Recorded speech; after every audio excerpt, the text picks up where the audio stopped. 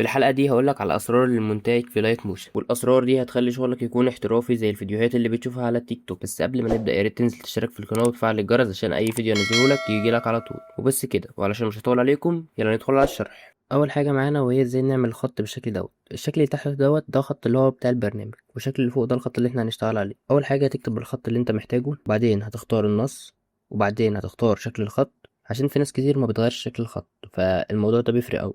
ممكن نختار الشكل دوت ونختار اللون،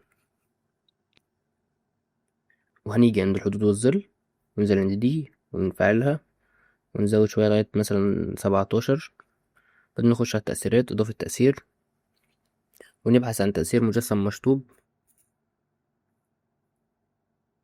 نختار الواحدة دي، ندخل على التأثير ونخلي ديت 8. بعدين هنيجي نضيف تأثير خطوط ونخلي العدد ده 1، والعرض دوت هنصغره مثلا نخليه 20، هنخليه 20 والمرحلة ديت هنخليها هنا كده، واللون هنخليه أبيض، والتنعيم ده نزوده لغاية ما يظبط معانا مثلا بالشكل دوت. والمرحلة برضو هنغير مكانها زي ما احنا عايزين، وبعدين هنضيف تأثير توهج الحواف وهنعليه على الآخر، وهنعلي برضو تحتها على الآخر، وطمس ديت هنخليها 95،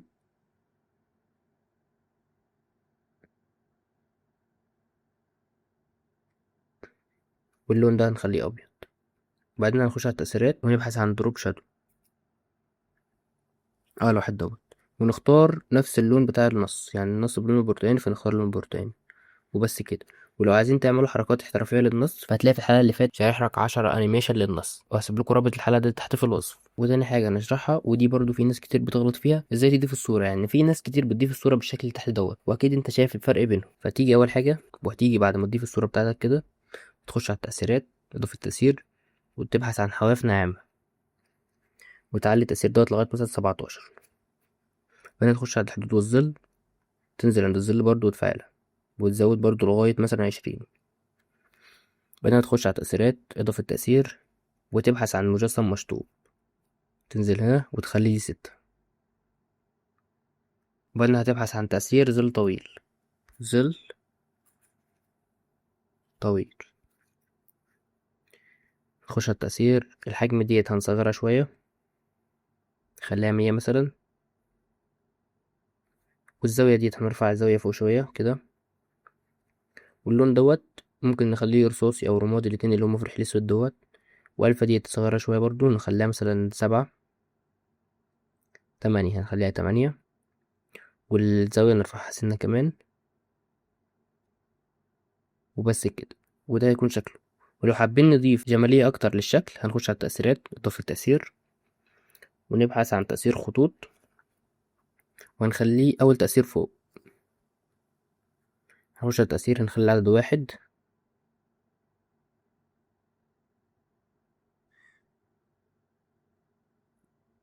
وهنفعل مساحة الشاشة دي، وهنخلي اللون أبيض، وتنعيم دي هنزودها، والعرض دي هنقلل فيها شوية لغاية مثلا يكون بالعرض دوت. بعدين نقلل تنعيم تاني، ونيجي عند المرحلة ننزل لغاية ما يبدأ يبان من الناحية التانية اللي فوق كده كده.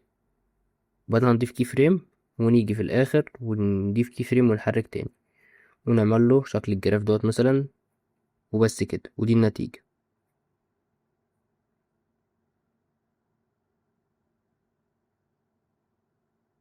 تالت حاجة هشرحها معاكم وهي دي، هعلمك ازاي تعمل انيميشن لأي حاجة عندك كده. أول حاجة بعد ما تضيف الشكل اللي انت عايز تعمل عليه الانيميشن، هتدخل عند التكبير والتصغير وتضيف كي فريم وتصغرها على الآخر، تخليها 0، وتيجي عند الحتة اللي انت عايز اللي يكون فيها تكبر وتكبرها بالحجم اللي انت عايزه مثلا كده. وتيجي في النص هنا كده وتخش على الجراف وتدخل هنا، تختار دي، وتنزل دي تحت شوية في النص كده مثلا، والصفرة دي تنزلها برضو كده، يكون الجراف بالشكل ده كده. ولو عايزة تبقى أحسن برضو ممكن تبعت الاتنين كي فريم عن بعض شوية. وبس كده، ودي النتيجة. في التركية الرابعة هعلمك ازاي تعمل ظلال احترافية لأي خلفية انت عايزها زي كده، دي قبل ودي بعد. دي اب ودي بقى. اول حاجه هتضيف الصوره اللي انت عايزها عادي، وبعدين تيجي تضيف اي صوره خلفيه انت عايزها مثلا تكون على الظل بتاعها، يعني زي صور زي دي. ولو محتاج الصور دي هتلاقيني سايبها لك في قناه التليجرام، وهسيب لك الرابط بتاعها تحت في الوصف، يا اما انت تروح تجيبها من بنترست. وبعدين هتيجي تخش على خلطه وتعتيم وتنزل عند اظلام وتدوس على اول واحده. ولو عايز تقلل في دي او تعليها براحتك. وهضيف ليكم خلفيه تانية اوريك برضو نتيجه تانية. وده شكل الخلفيه التانية. لو جينا برضو دوسنا خلطه وتعتيم ودوسنا على اظلام وفعلنا مضاعفه هتكون بالشكل دوت. وبس كده، ودي النتيجة. في التريكات دي هشرح حاجة هي تبان بسيطة بس في ناس كتير ما تعرفهاش. لو جينا دخلنا على الزائد ودوسنا أداة البين تول وقعدنا نرسم الشكل دوت، وجينا دوسنا على الحدود والظل، فعلنا الحدود وغيرنا لونها مثلا الأبيض أو أي لون احنا عايزينه، ودوسنا على دي، دخلنا على اللون ودوسنا هنا عشان نشيل اللون التاني. وبعدين دخلنا على تحديد النقاط دي، وجينا عند تاني نقطة ودوسنا هنا، وجينا عند النقطة اللي بعدها ودوسنا هنا. هيكون ده شكلها. لو جينا بقى دخلنا على التأثيرات، إضافة تأثير، وجبنا الرسم والحواف، وجينا دوسنا تقدم الرسم ودوسنا ارسم ثم امسح، دي هيكون ده الشكل. ولو عايز تخليها احترافية أكتر، هتيجي تخش على الإعدادات بتاعة التأثير وهتخلي الكي فريم دوت هنا كده مثلا، وكي فريم دوت هنا كده بالشكل دوت.